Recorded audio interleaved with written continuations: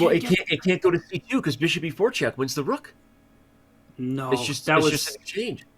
This is a thing of beauty. It's like Arjun Erigaisi's pet pony, pictured here on screen, his favourite oversized piece, or Magnus Carlsen's incredible equestrian skills. Here he is visualising the use of the pony. Many top chess grandmasters do this. Not sure I'll ever get tired of this fantastic clip. And these were the two players playing against each other in this Speed Chess Championships quarter-final. We're having a look at this game in the Blitz section. Magnus playing with white here, Arjun with black, and he does his best to put Magnus Carlsen to sleep by playing the Petrov defense, or Russian variation. Magnus does nod off for just a moment, but he dreams of Hans Niemann. It jerks him back awake. He carries on the game. Takes this pawn on e5. Does a gobble as he does so. Many top grandmasters do that. d6 now kicks back the horsey. After it retreats, Arjun also captures, doing a gobbling noise. Also making a few whinnies and nays. You know, when the pieces move and they're knights, top grandmasters like to actually make the sounds of the piece. We now see d4. Arjun also challenges the centre here, and both players carry on the symmetrical play. This is why it's got the reputation for being dull. How do you break down the system when there's very little imbalance? We see c4 from Magnus, an explosive try. Arjun calmly responds with pawn to c ships, and both players now castle. Get the king to safety, do a fist bump, explode it out on camera, really common stuff, and h3 gives that king some Lufthansa. Covers bishop g4 ideas as well. Rook e8, because obviously rooks belong on open files. Knight c3, knight d7, all seen many times before, and Magnus starts liquidating in the center here. If the pawn recaptures, white can actually take with the knight, win a pawn. So that's why Arjun flicks in this one. We get this one recapturing, a new c pawn is born, a beautiful thing you don't see every day, and now we see captures here. One c pawn dies, one c pawn is born. It's like the great circle of chess life. Now this is given the exclam, you've got to ignore it. Chess.com does it when there's an only move in the position to keep a balance. What do we notice? Well, Arjun's got the IQP, isolated queen's pawn. Yes, it's a weakness, but you must accept it at times unless you're an absolute wuss. Then you must take up tiddlywinks. Now we get bishop g5.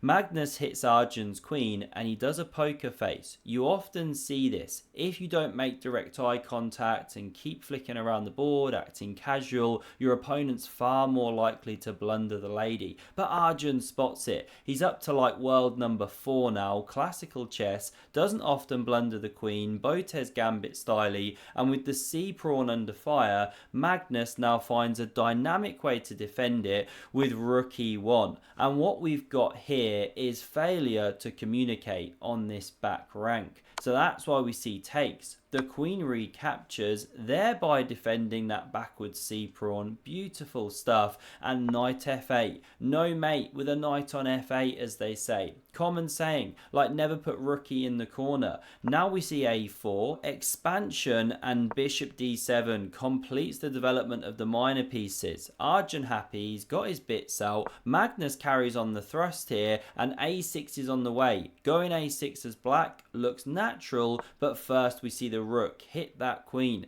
It saves itself. Now knight e6 pressures the bishop on g5, allows white to go a6, but you don't want to cede the bishop pair. So Magnus retreats to e3 here, and now a6 is played to stop the advance of the rook's pawn. Queen b2 targets the backwards b7, but a dynamic way to defend once more, rook c8. You take me, I take you. So Magnus slips back with the bishop, and once again, look at the symmetry on the d-file. Don't really know why I drew all that paint on the board. Went a bit Bob Ross there. It was good fun doing it, and now we see h6. h6, giving the king a bit of room. Queen a2 from Magnus, probing, hitting d5. And now the way Arjun plays this phase of the game is classy. You know, bishop c6 playable, but passive, steady, boring, solid. But no, he plays knife f4. What an exciting move. Hits that bishop on d3, defends also the pawn on d5,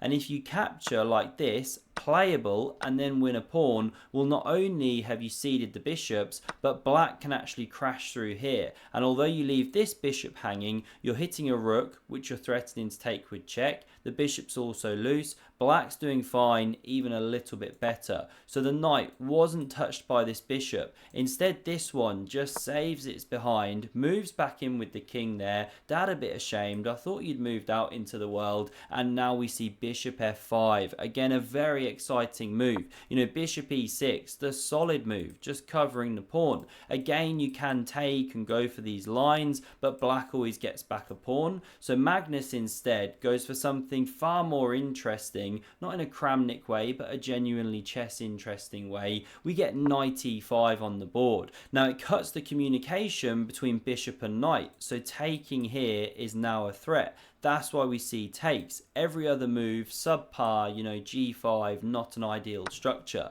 So this one played, that pawn can immediately be captured, and probably this is what Magnus expected. Now rook e1 is good. The queen could retreat. This pawn now drops after you take off the knight, and white's in a much more active position. Centralized queen, pawn under fire, etc. But this wasn't played. Instead of taking the pawn straight away, Arjun plays a backwards retreating knight move. Never easy to spot those ones, and it just discombobulates Magnus. He now takes on d5, but rook d8.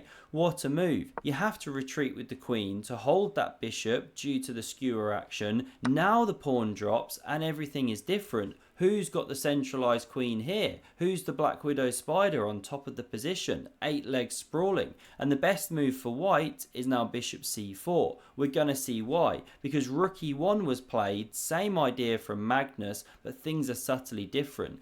Now when you go queen d5, this is why bishop c4 was wanted by the Silicon Overlord. Well, you have to actually trade these ladies off the board because there's a threat to win an entire piece otherwise. So Magnus does this. The strong female leads leaving the show already. Can't be a modern movie. And the problem you've got here is a double attack. Bishop on d2, pawn on a5, so there's no time for c4 to defend that one. Therefore bishop e3, this pawn drops, connected pawns for Arjun here, which could become passed pawns. c4 from Magnus to try and contain them. b5 still playable, but rook a3 played, good move, preparing bishop d3, and this is why Stock Barnacle wants g3 or g4 to give this bishop an escape route. This one was played by Magnus. Bishop d3 comes. Why did the engine want to save this bishop? Well, when you've got the bishop pair, you want to try and retain them if possible. We're going to see why.